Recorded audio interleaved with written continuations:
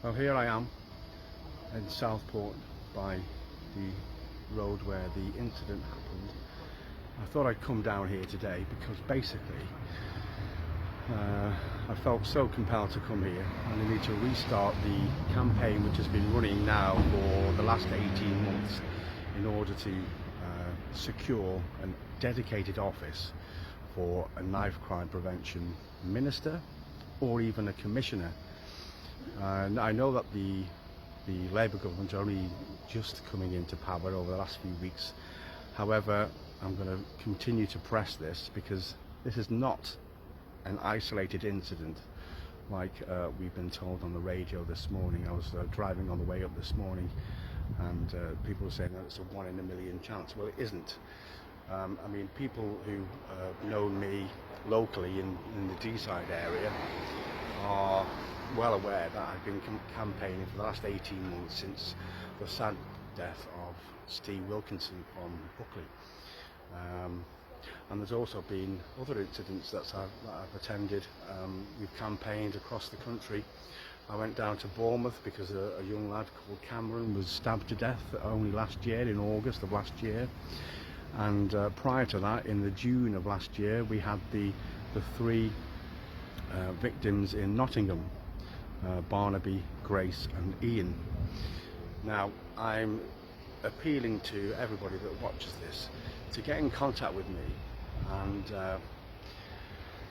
well, basically start a brand new campaign in order to get this off the ground. There needs to be a dedicated officer, an office dedicated to knife crime prevention in the UK. It's no good all these small organisations thinking that they're doing something and it's not working. There needs to be a coordinated attempt to reduce, and if not and hopefully eliminate the rate of knife crime which is going on in this country. It's just it's getting worse. It's not getting better. 4 or 5 years ago, the average, there was a stabbing every 4 days in London. That is now probably a stabbing every single day, and more than one. And of course, it's not only in the big cities. I mean, this Southport is just a small seaside town.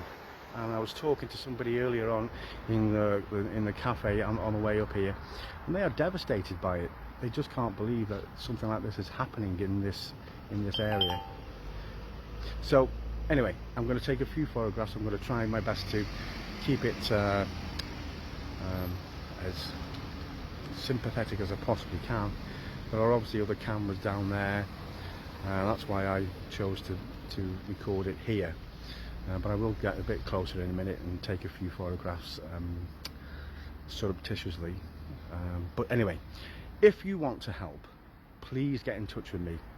Go to my website and or email me direct on info@edwinduggan.co.uk, and let's make a difference in this area, in the whole of the UK.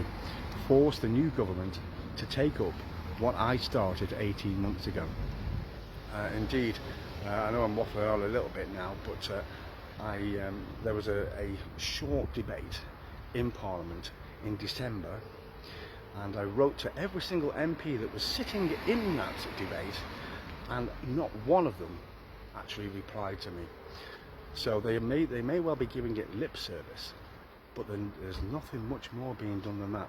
Of course, there are many laws in the country which adequately suggest that anyone found with a knife on them, or anyone with knives, or a crime committed with a knife, they will throw the book at them. However, it's prevention that we need to sort out. It's a reactionary, knee-jerk thing. I mean, 2 poor kids have been, small children have been murdered yesterday in this small town. There are another 6 in hospital at this moment in time. They are critical. There are 2 adults in the same condition who bravely got themselves involved to try and prevent further injury to any other children on the scene.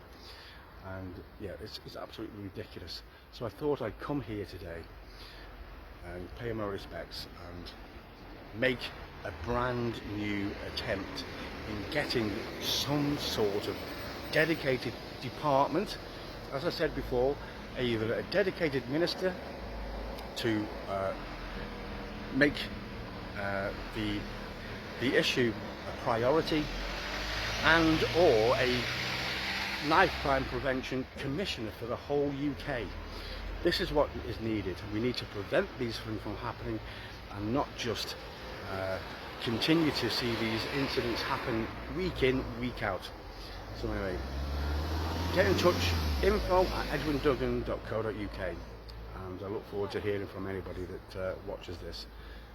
Okay, you take care now.